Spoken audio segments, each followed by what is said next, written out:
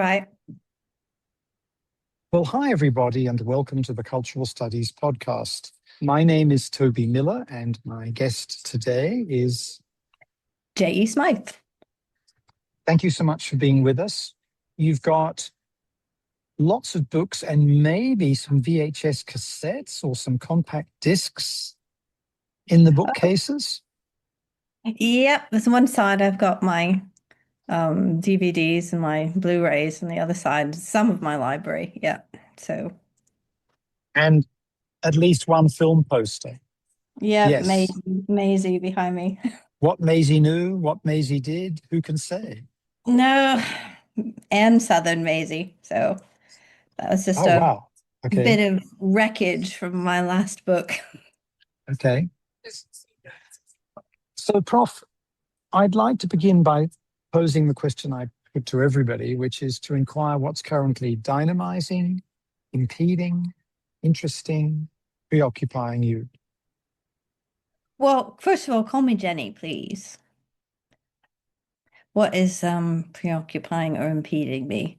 Well, I think probably a lot of your listeners are academics, so you'll know that most of the time you're going to be teaching, and I get overwhelmed. So there are times when I really have a lot of stuff, the research that I'd like to do, and I have a couple of new projects that I wish that I could spend more time on, and some of them have to do with some people who are getting up there in terms of age, and I need to talk with them more and get some things recorded and some more conversations and FaceTime, and I can't really do it because I've got this year I've got about 100 students that I teach, and I do all the lectures and I do all the seminars. So that's for people who are in different systems. I've never actually had a postgraduate do any of my teaching, and so I work pretty intensively with the students, even in the age of AI, trying to get them to write their own essays, and that can be a bit of a struggle, but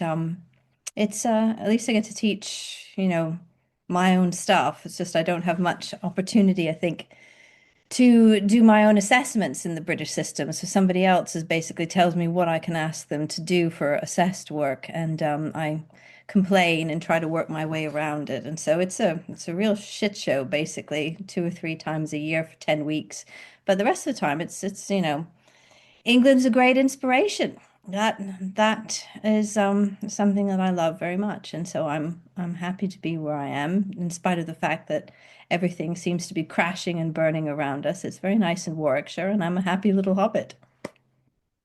That sounds okay. So do you live in the C word, Coventry? Coventry. Coventry, you mean? Well, I mean, Coventry's not as bad as some people say. I mean, the university has Ellen Terry's papers. They've got some incredible things there at the university. But of course, everybody in Coventry really hates the University of Warwick, which is where I teach. And it's not actually in Warwick, it's in Coventry. The students often get there and they don't even realize they're in the wrong town. But no, I don't. I don't. I live outside. Yep. No, just a question, because it is funny to see how even in the age of websites and Google cameras, Yeah. people think universities' names tell them something, when in fact this may be nothing. So people still go to Miami University of Ohio thinking it's warm and at the beach, Yeah. for example. Or they go to the University of California, Riverside, and think, by a There's a river. river, that sounds nice. It's a Well, desert. there is actually a river a long way below ground, if you can get at it. Oh, yeah, that's right. Yeah, I've been there So, once. Yeah. Prof, tell us, sorry, Jenny, my apologies. Yeah. Tell us, if you would, about once you've gotten over all these classes and seminars and then trawling through the grades that you're told you should assign, it is an appalling, too centralized, heavily bureaucratized system, British higher education. Really appalling. Yeah. Share with us, if you would, what's next on the docket for you. what's once I get through the essays, well, sometimes I just I don't see the light at the end of the tunnel. I have to get them done, and it's just that is coming down the pike. So I've got my last set of lectures and seminars this week, and then they sort of it's like a what they give with one hand, they take away with the other. So I have a little bit of an Easter break, but I'm supposed to be marking during that time. But I'm not really going to just be marking. So I am going to the BBC archives in Caversham. So that's going to be fun. And I love the place. And of course, there's been some discussion. I don't know whether you've seen it. It's been circulating in the Observer and even in the TLS and even in the Telegraph about efforts by the BBC higher ups to restrict access to the archives. They blame it on money, but I think there might be a few embarrassing things potentially in the archives they don't want people to find out. And so they've been changing the rules around, and I've been, in a minor way, part of raising awareness about that. But I love the working there, and I have a couple of big projects that need a substantial amount of time there. So I'm looking forward to it. So that's April. And then I'm hopeful that I'll be able to talk to a few more people about my project. I've been really lucky in the fall. I was able to talk with Vanessa Redgrave and Eileen Atkins, and I love Eileen and Colin Jevons, a lot of people in theatre and British television, and they've been wonderful, very generous with their time.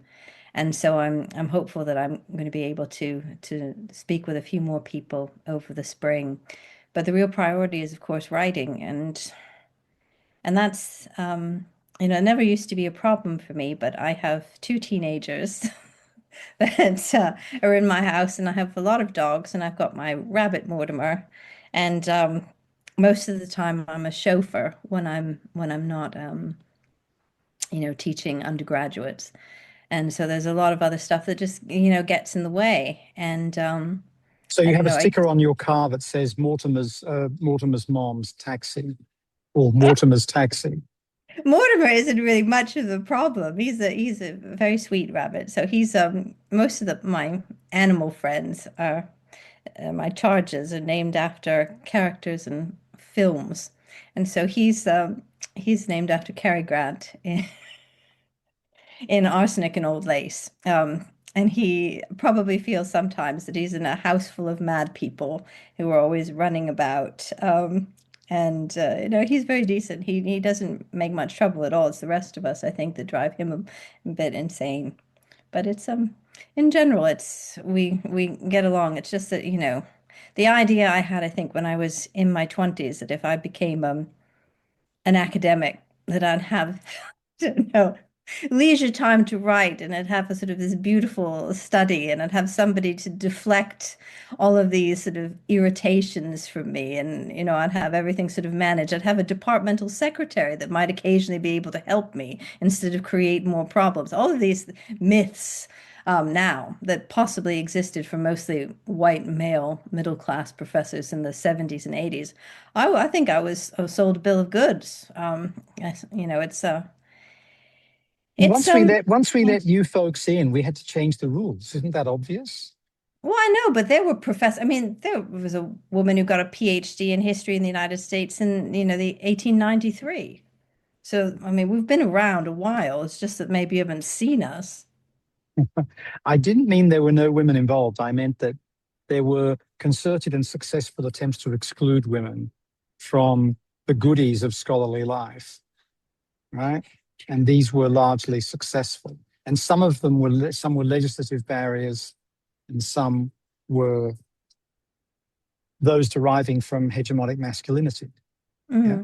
Yeah, I think so. But I think in the humanities, it's been easier, I think, for women. And certainly in the United States, I think it was more forgiving. But of course, it helped if you had a fairly decent PhD supervisor. I think even somebody like Frederick Jackson Turner was very, very generous and treated his male and female students equally. But then, of course, when you went on the job market, no matter how good you are, the perks generally, they went to the male students. And even if you are sort of writing about I don't know, really incredible new revisionist work, you tend to get sort of fobbed off with, places where they're not going to be paying you as much, or you won't get as much attention, or you don't get the book contracts, etc., etc. But, you know, I can't really complain now. We have, I think, more women professors in our history department than men. We got a lot of white men, though. There's still quite a lot of them around. Well, I don't think in you're an dem endangered species in academia. Not yet, anyways. no, Not nothing like it. But in demographic terms, Britain remains a spectacularly white country. Oh, It yes. is it is almost like the United States before 1965, when Mm. the immigration laws were changed. It's still very white, and it's really only in certain, particularly urban agglomerations, that it's not so much that way. No, we have pretty open borders these days. It's changing fast, too fast for some people. So, on to this new topic. Can you share with the group what you're working on, or is that something that only the editor of a Tory graph is allowed to know? Um, no, I don't mind. I mean, I think over the past few years I've been pivoting away from the work that I've been doing over the past 20, 25 years. And I used to get concerned. I mean, I'm sure you'll share this worry about my carbon footprint. I didn't really have that many trips over to the US, and I was sort of less interested in going. All the people that I know and love, basically except one person, are dead in the United States. But I still went over to go to the archives or whatever, and up until he died, to see Ned Comstock, who was at USC and who was a great help with my research for very many years. But I was thinking, well, I have to keep going, and I have to find somebody to look after the bloody dogs and the children and whatever, and maybe I ought to sort of look closer to home and be less stressful, and it would be better for the environment. And so I've been doing less when it comes to American cinema, and I've been doing more when it comes to theater and British cinema. And it's easy when Stratford is on your doorstep. I mean, that's a real temptation. And of course, there's the BFI, and there's Berkhamsted, which is wonderful for research. And so I've been doing some work on Hitchcock recently, but and not the kind of work that you might expect. So I guess uh, might be a bit of a disappointment to the auteurists when it comes to some of the material that I'm looking at. Um, and I'm also doing some work on the Royal Shakespeare Company and their global visits, particularly in the 1960s. And so I've published some of that material, and it's been exciting. So I mean, in a way, I always loved British cinema more than Hollywood, I have to confess. I mean, that's what I grew up with. My I was a British subject born abroad, and my grandparents brought the boys over in the 50s, and they were always going back over to see relatives. And I grew up with British TV, thanks to PBS and so forth. And then British cinema was what I always loved, but I never wrote about it all that much. It was like you loved it so much you didn't want to spoil it by learning too much about it. You know how that is. Your favorite things you sort of save and you guard and you don't talk about. And so I was focused on other things, and it was exciting because there was a lot I thought was wrong with the way people were sort of approaching Hollywood and screenwriters and women and history films. And so I had my work cut out for me for a while. But now I'm getting older. As time is ticking away, and I want to spend more time with the people and the things I love. That's why, despite everything, I'm having a real ball. I love what I'm doing now. It means a great deal to me, and I've been very fortunate because I get to talk with some of the people who were very important to me growing up. So I'll tell you, I was walking back with the shopping one Friday, and I had sent all of these letters out to people who had known this particular actor, and I said, "We, I'd really like to talk to you about this." And I got this call on the phone, and I had to shift all the bags, and then I looked at the number I didn't recognize, and I thought, oh, it's probably about some book or whatever that I ordered. So I just turn turn on the phone, and I hear this voice, and It is unmistakable. It is the voice of Edward Fox. And he is basically, he just calls me up because I gave him my telephone number and a letter. And he said, "Oh, you want to talk to me about my father and about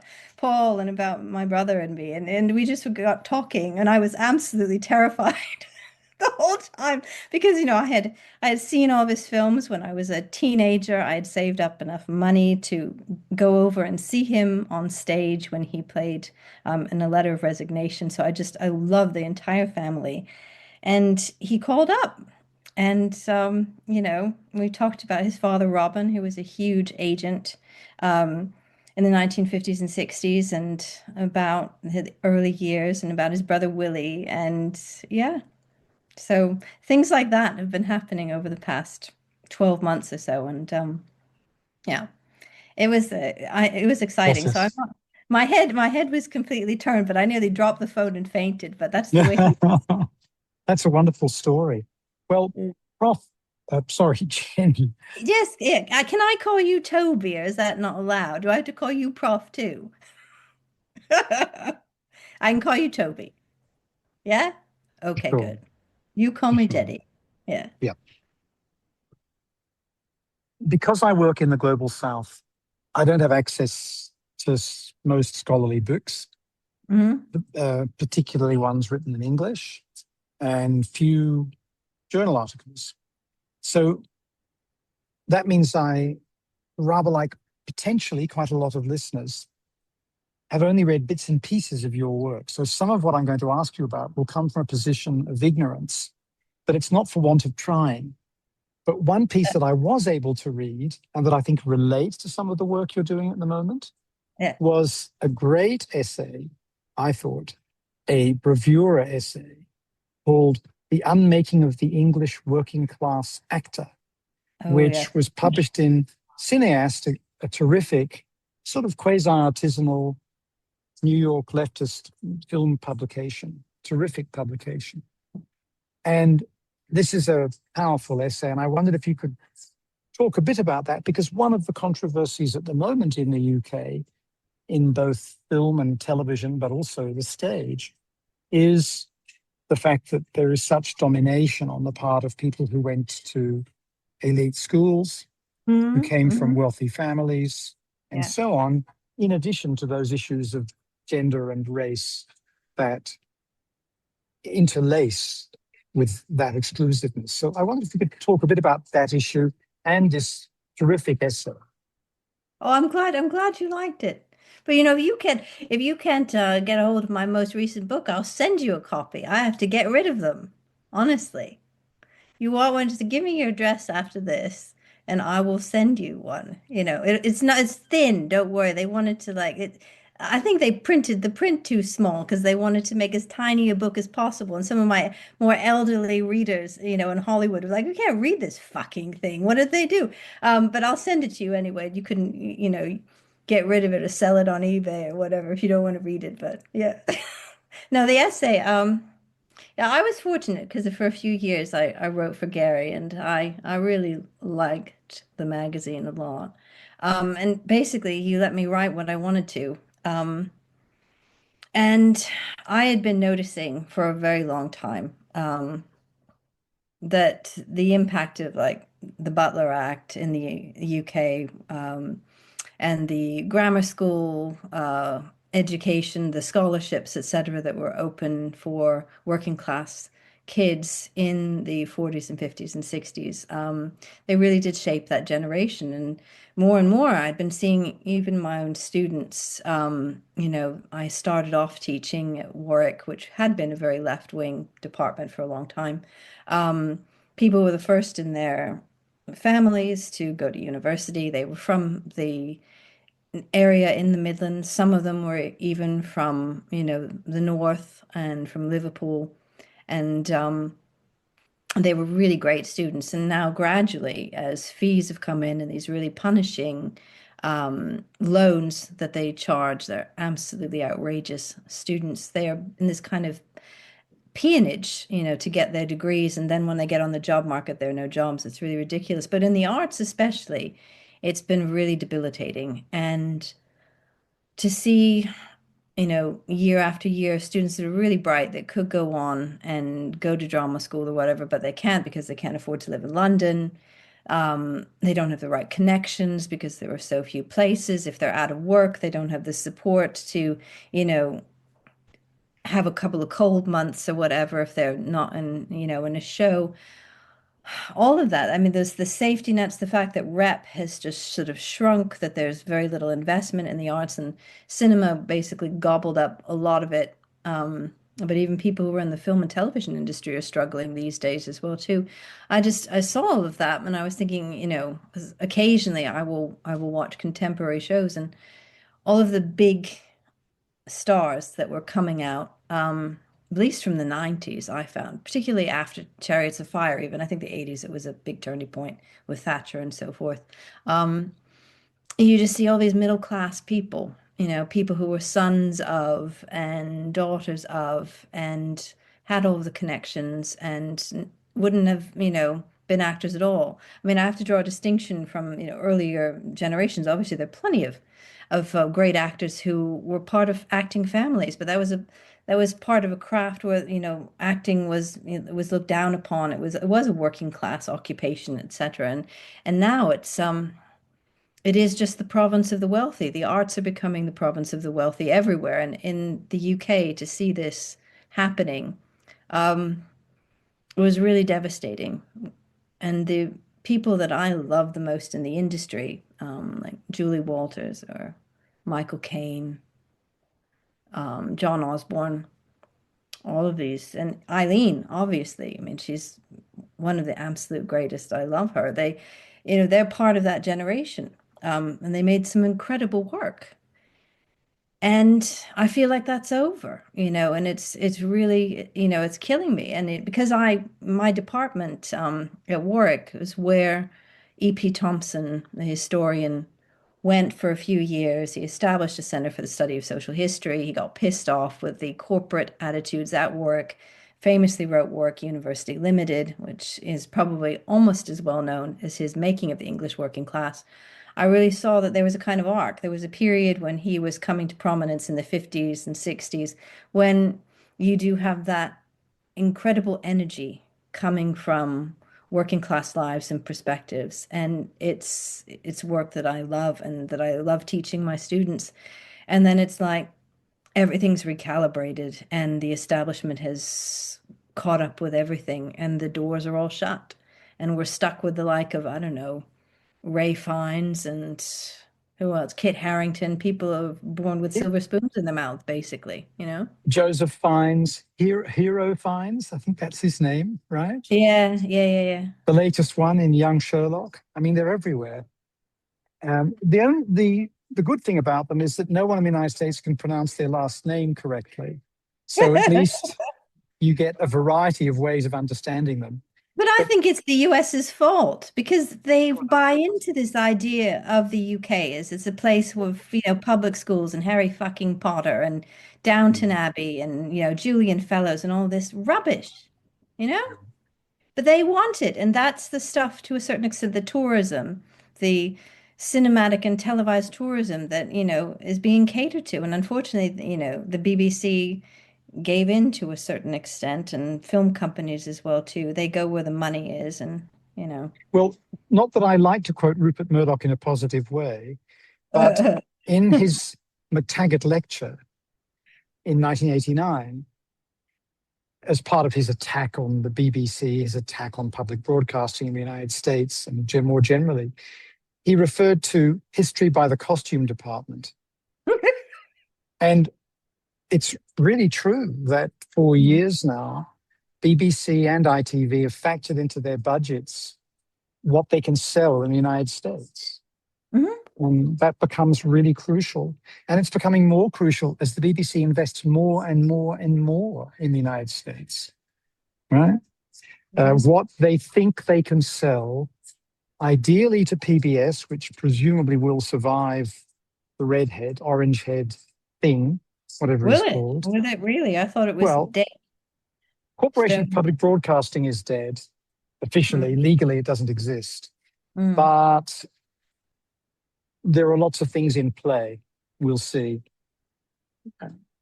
So, in any event, there is that impact that's been very powerful on what you can sell somewhere else, as Hmm. opposed to what will be of interest or of social value in Britain.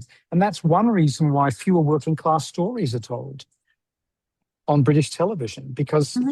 as you imply, people in the United States are not so interested. Not only in the United States, here in Mexico, people love The Crown. Christ. Yeah. Oh, I've never seen it on principle, but I'm assuming Yeah. it's revolting, right? Well, I think Eileen was in it for a very short time playing Queen Right. Mary. I had to see that, but no, it's not really my bag, quite honestly. Not at all. But I mean, one thing that might be bulletproof in terms of AI and also in terms of the bloody Americans is this theater. And there, there's some exciting work that's being done, but you need the audiences. And if you have film and television companies that are, going over to AI and not paying their writers and their actors enough for residuals, etc., and having really boring, horrible content, that my hope is that audiences will get fed up with that crap and they'll go to where, real art is made. And it's on a stage in Britain, it's on a live stage. Um, and I think that, if there's a little bit more investment, if there's more collaboration between universities and arts council funding, I mean, that more could be done. Because that is something historically that's always attracted the tourists as well too. But you know, I just film to a certain extent. I've had it up to here. And I love theater as well too, because obviously you don't get these director auteurs that are, claiming artistic preeminence over everybody else. Because in the final analysis, when you go to a live theater, it's the actors who have the control. And I Now, love that. I that love, relates to what you said about Hitchcock, yeah. often referred to in US film studies and film schools as the master. Oh, yeah. You said you've got a shock to deliver to these auteur fanatics. Well, I don't know. I don't know if it's a shock. I think they'll probably be upset. I mean, for what, just personally, I prefer Hitchcock's work that he did in the UK. I'm, I think he came up with a very convincing marketing formula that worked very well on Americans, and he had nice, shiny little Technicolor films that worked very well. And I do like Rear Window. I am susceptible. I love to watch his cute little cameos. He's a clever guy. And he knew how to hire the right people as well, too, for Alfred Hitchcock Presents. So he had Joan Harrison doing all the work for him, and he kept most of the credit. Um, but I like his 1930s films, and I like the fact that early on he was, I think, much more heavily reliant on adapted work by women, and he was very also heavily reliant on the work of screenwriters. And I think one of the reasons I was drawn so much to The Lady Vanishes was because of the dust up that he had with the screenwriters on that, where he wanted to claim credit in the United States and use it as a kind of mechanism or lever for embellishing the Hitchcock myth as he moved from the UK to the US and took up that job with Selznick in 1938, 39. And his screenwriters were not having it. And so that was one way I sort of was looking at Hitchcock, just how much of that film was really him that everybody loved so much, and how much had already been plotted and was already in the script and discussed by the writers themselves. And I think with that film in particular, very often people miss a lot of the additional interest that the cast gives, particularly the women, so Dame May Whitty. So I hadn't realized until I did some digging that she was the force behind creating British equity in the UK. And she was a major figure, feminist activist, and she, alongside Ellen Terry and Irene Vanber and others, were part of a great group in the 19 teens and 20s and were really, changing theater and bringing women's plays to wider audiences. There were more playwrights who were female in 1911 than there are now. And there were more plays that were being put on in the West End then than now. And she was hugely admired.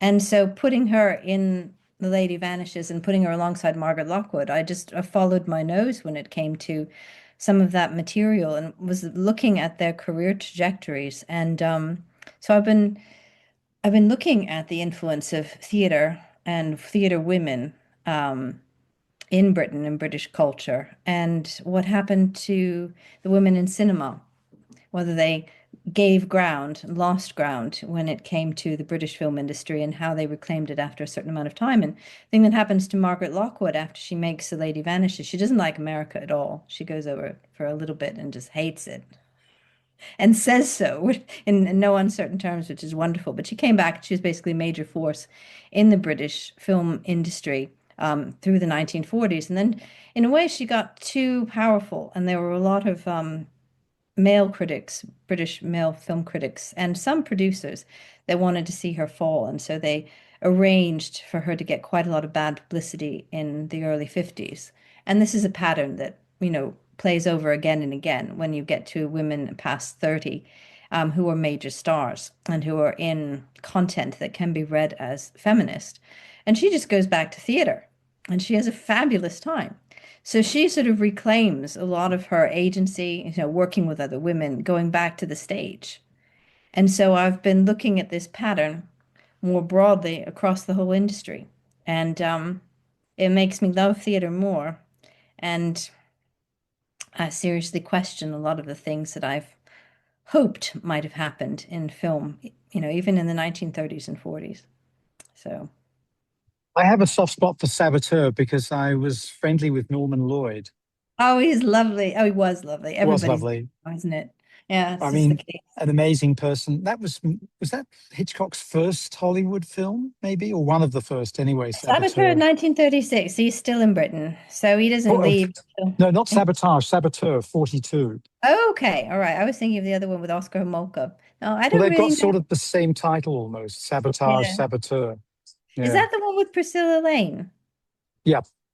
Yeah. Yeah. Robert Cummings is wrongly accused of what Norman Lloyd's character did. Okay. Yeah. But in any event, yes, honorable shout out to Googie Withers in Oh, The Lady yes. Vanishes, and It the was. interaction between the three young women, Yeah. Margaret Lockwood as the star, I think is pretty special. And also honorable mention to Michael Redgrave whistling or singing or whatever it is he does. Right? He has his little flute, his little recorder. Yeah. That's right. That's right. He plays the recorder. Sorry. But isn't Yes. it Doogie Withers toured a lot in Australia, didn't she? And I mean, she had a long history of like performing in Australia, a big connection. Maybe, but Yeah. I And with think her of her as husband as well too. Yeah. Because I she think of went her on. as British theatre and television. But Yeah, but she had a huge impact in Australia as well too in the 1940s and 50s. I swear. Look her up. okay. Look her up. Yeah. No, I'm not doubting it. I just didn't know about it.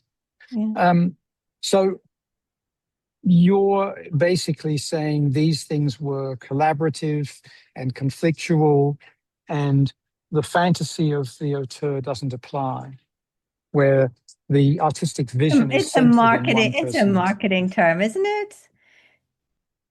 It Well, I is. It's guess something that's Bob, invented really in the 1950s. And then because it's French, it has this sort of air of a intellectual appeal. And what do? You have filmmakers who want to not only direct their films, but write them as well too. And, you know, you have them constructing a whole new aesthetic that is against the studio system wherever it is. And the studio system employed a heck of a lot of women in all sorts of professions. And as you see this transference into a kind of more independent cinema. You see bros hiring bros. This is what happens in the 50s. And you get a kind of house cleaning that happens. You get older women who've been in the business since the 20s, 30s, and 40s not being replaced by other women. And of course, disproportionately, a lot of them were blacklisted in Hollywood. So you get all that happening. But Hitchcock came to America just at the right time.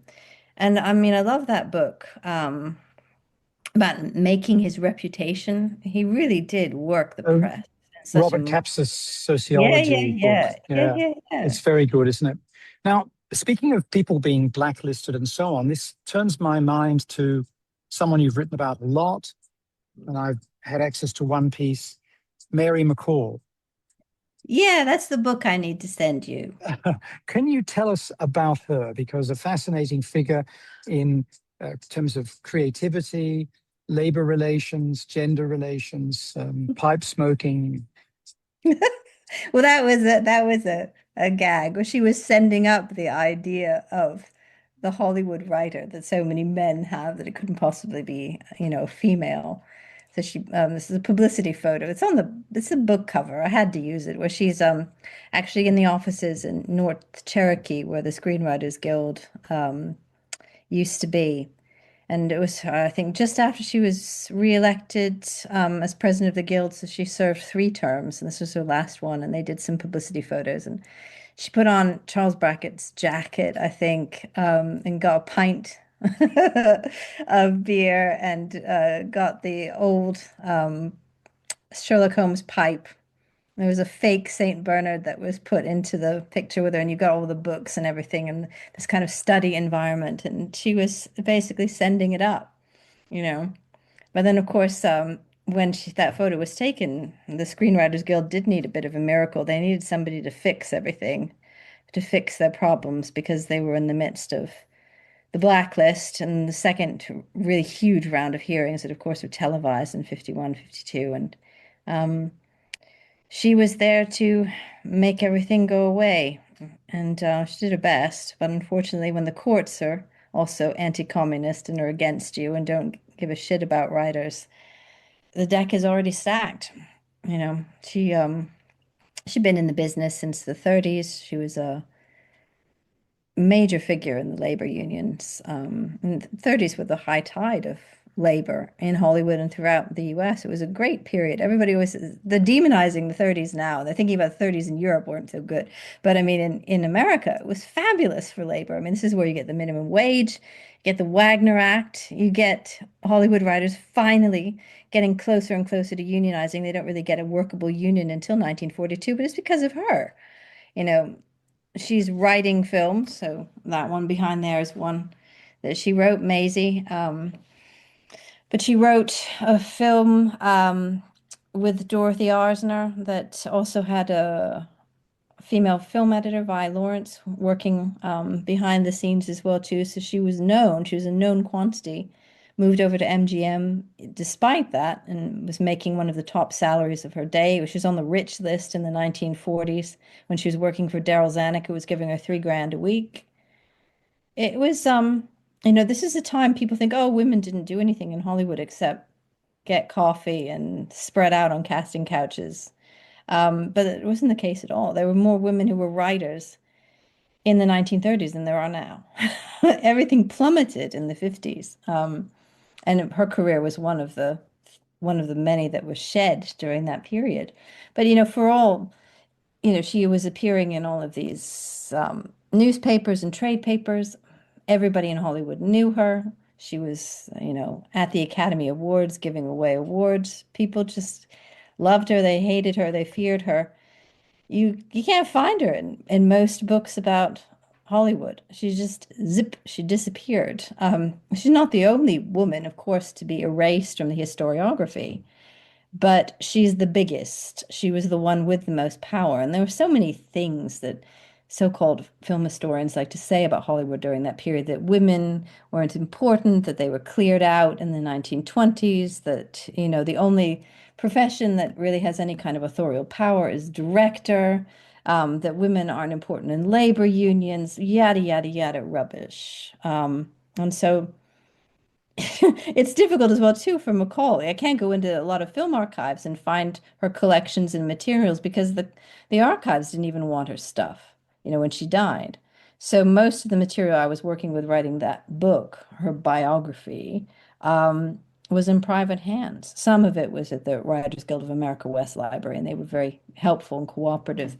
But if you think about how archives function as well too in film, It's all about great men, and then you get grants and book contracts that circulate around great men, and you get the thing metastasizing, and you get it over and over and over again. And this is the stuff we teach to our film students. And so, no wonder the auteur theory has had such teeth for so long. I mean, there were vested interests keeping it that way. And I'm not interested in that. I'm interested in the truth for what it's worth. And most people aren't, you know. So, I mean, the book was published and maybe a few people will read it, but people don't read books anymore, do they?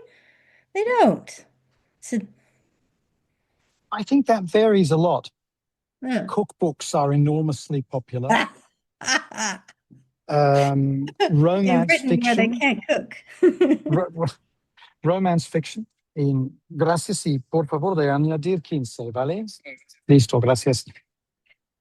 Yes, So I should write a well cookbook, put. the Cookbooks, Mary I mean, it McCall helps. cookbook. You can write it, but as a ghost, it has to be signed by an auteur chef. Ah, Romance fiction still sells. Memoir and lives of great men who killed people or ordered others to kill people a presidential sell. biographies. Yes. Things like that. Pulp. Yes. Yeah.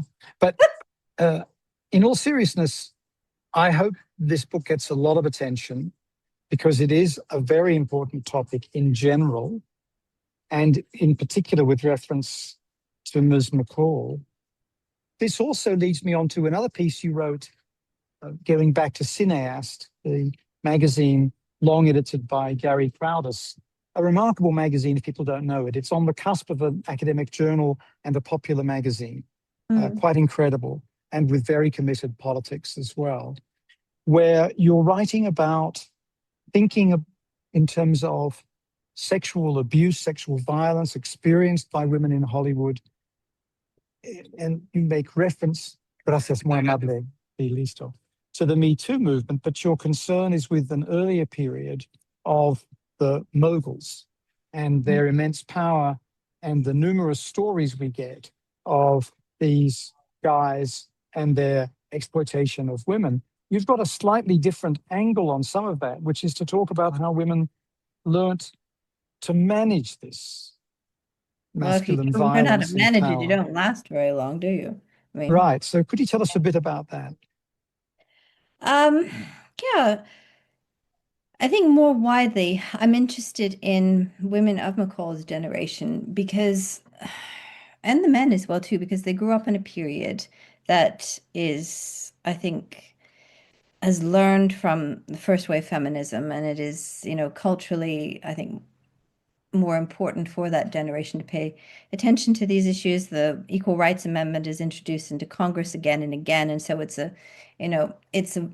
issue politically. But I think in terms of lifestyle as well too, there we have to pay more attention to the idea of feminism and how it survived between the waves. I think a lot of times historians in particular think nothing happened with women between the 19th Amendment being passed and then Betty Friedan publishing The Feminine Mystique in 1963. There's a sense that women aren't really important, that issues with workplace equality aren't interesting because women weren't in the workplace apart from the Second World War. And of course, this is rubbish. And if you think about Hollywood as an employer, it's true that there were more women who were working in that workforce than in other industries, with the possible exception of the textile industry in the US. But it's around 40% is what the journalists of the time are saying. Um, and there are all of these sort of promotional articles that are in the trade papers, but that are also just covering things that are being done by other journalists in national papers across the US, saying, wow, it's actually pretty good for women. You can earn a decent salary, and sometimes you earn more than men. Well, that's kind of incredible. And of course, some of the top earners in the US during the 1930s who out-earned President Roosevelt were women. But I think we tend to look back and we're rather condescending to this generation of women. They think that, oh, because this is 1960s hubris, and this is the generation that taught me. They think that everything happened from self-awareness to feminism all starts in the 60s, and it's fucking nuts. But it's predictable because you always think it's your generation that reinvents the wheel. But if you go back and you think about the 1930s, and I knew some of these women, I mean, they took no prisoners, man, you know, and they were working hard, and their attitude was, anything these men can do, I can do better, and I'm going to shut up because I want to keep my job, but I'm going to outwork them, and I'm going to out earn them, and I'm going to get the goodies, and then I'm going to get the hell out and enjoy the rest of my life. And there are a lot of women who were working in Hollywood, like McCall, who had this attitude. They were feminists. Sometimes they kept it close to the vest when they were around the guys because you don't want to scare them. But other times they were able to work certain things with other women. They were able to work, if you were a Democrat, you could occasionally talk to a Republican woman in the 1930s and 40s.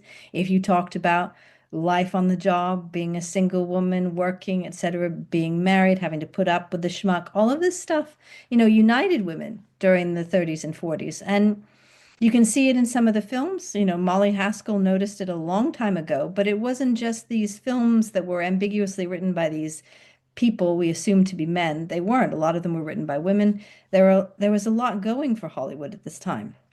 And I think that when Me Too happened, there was this sense of people needed to create a narrative. This is what journalists do. And they were just like, well, look how horrible Weinstein is, but he's just one of very many. And they go back and they cherry pick these sort of incidents with Judy Garland. And they basically say the whole system was rotten and women were victimized left, right, and center. And I'm very sympathetic to any woman who has had to deal with this kind of sexual harassment. It's horrible. And you feel trapped and you can't get out of it. And if you're in an economically dependent situation, or you're in a brutal relationship, you feel like there are no exits, and it's horrible in any time period.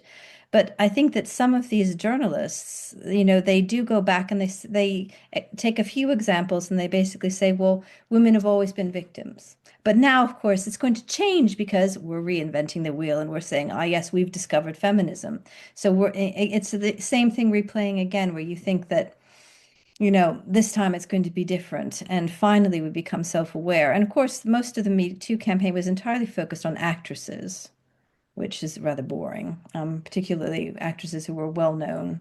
But it is also true that a lot of these actresses, some of them kept quiet precisely because they can lean into their sexuality in certain circumstances to maximize their career. There was another side to the coin as well, too, which women in the 1930s knew as well, that you had to negotiate this kind of thing. So I think that to a certain extent, the headlines were predictable. Um, and it's not true as well that, women during the 30s and 40s kept quiet all the time, that they just shut up and took it, because Maureen O'Hara very famously didn't. She went to the press and complained, and you have, other women who are talking about it and, getting the word out. There's a grapevine. There are ways in which you can undercut certain kinds of narratives. And of course, you can even write a novel about a producer who likes to pinch and proposition all of the women in his organization. And you can make that portrait of the producer so obvious that everybody knows it's David O. Selznick, and then you can get your revenge that way, which is what Sylvia Shulman did when she wrote I Lost My Girlish Laughter in 1938. So these women were not victims all across the board. That's the thing that I was reacting to.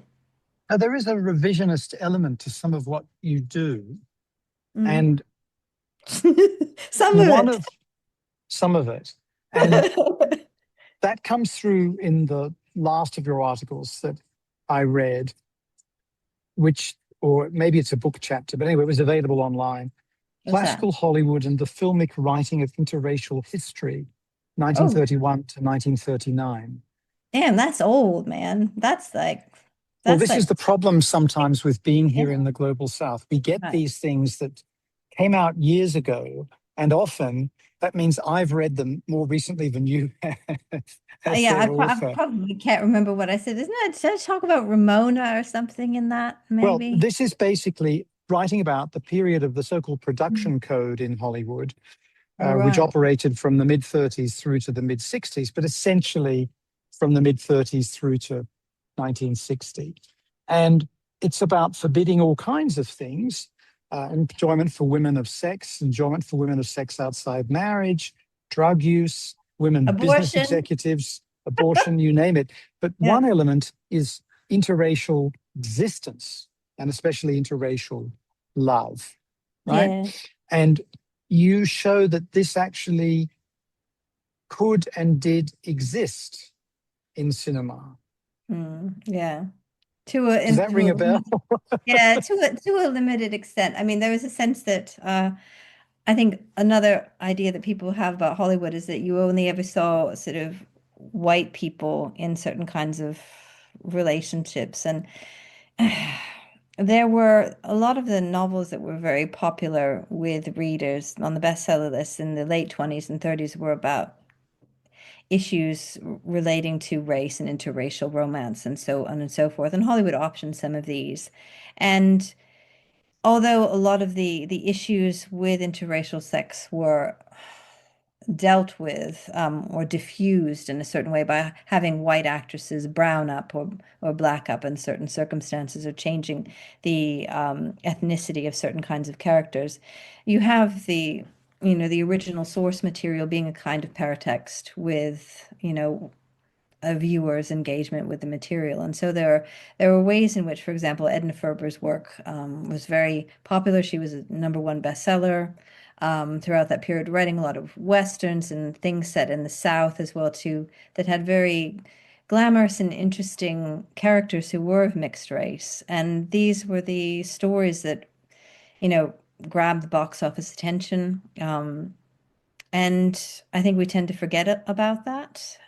And it's curious as well too. I'm sort of remembering very vaguely what was happening as well too with the production code. I think one of the points I made have made was that murder. You're never supposed to get away with murder in the production code either. And Scarlett O'Hara does get away with murder, and she shoots a Union soldier.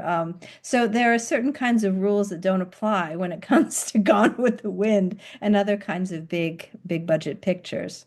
So, yeah. I mean, in looking at that period in the 30s, I suppose that was a point when I was looking at a lot of the history films that were,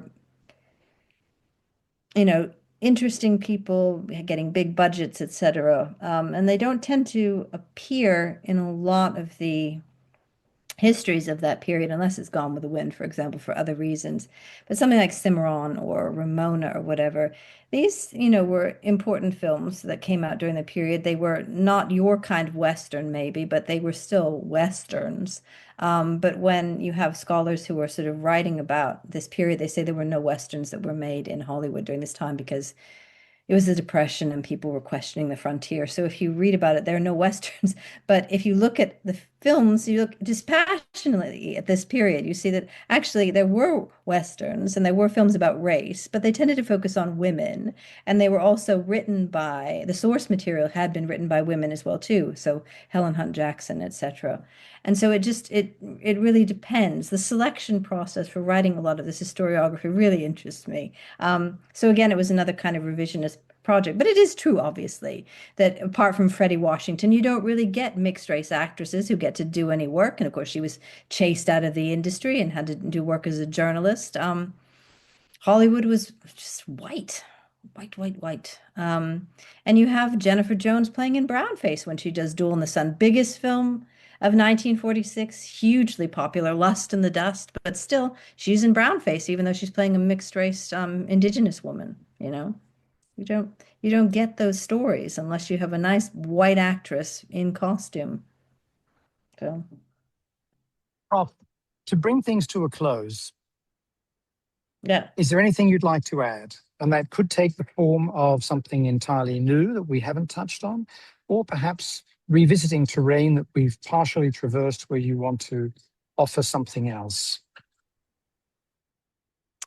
Well, I don't know. I mean, at this point, I'm kind of sort of winded, I think, talking about my research. I don't get to do it that often. Most of the time, I'm just a school teacher, and I'm basically doing my lectures and my seminars, and so I'm in another zone. And I think it's been interesting because I haven't thought about that essay you asked me in years. I don't read my books after I will occasionally I'll open a page, and I'll look at a couple of things. And I'll say there better not be a typo there, those bastards.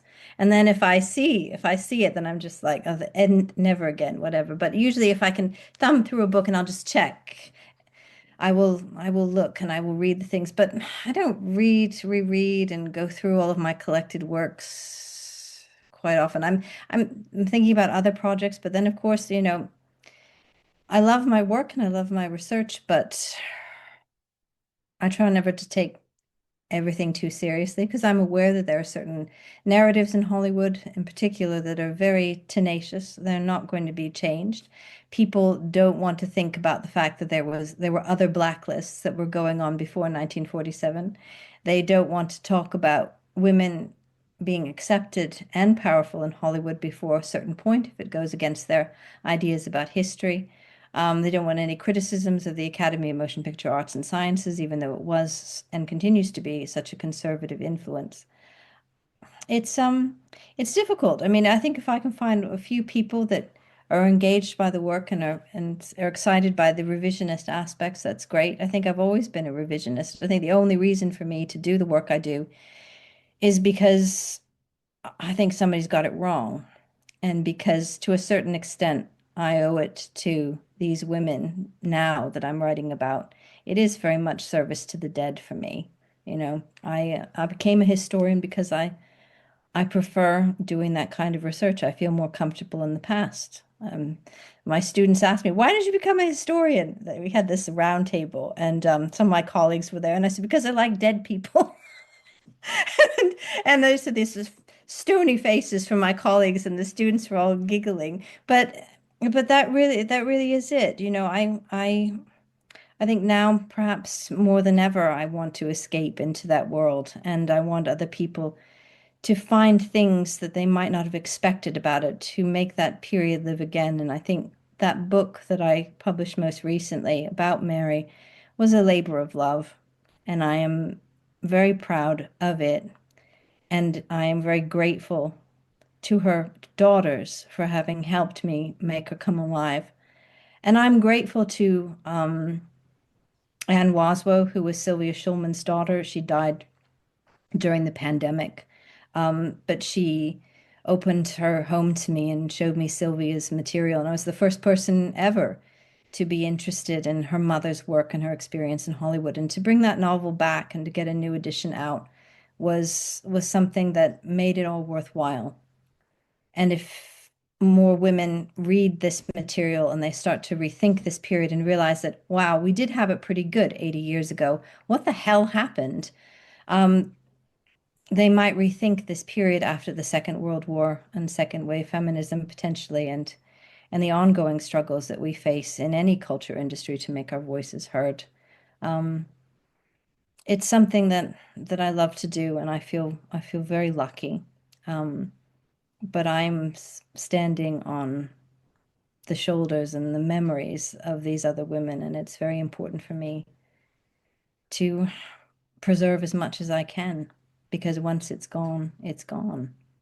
And yeah, it was a valuable legacy, and we forget too much and we forget the wrong stuff. And this is what makes me angry, angry enough to write, and then I have to calm down and try to get it into some kind of order. Wonderfully put, and I think very inspirational. Really? Well, that's good. Well, I'll send you my book.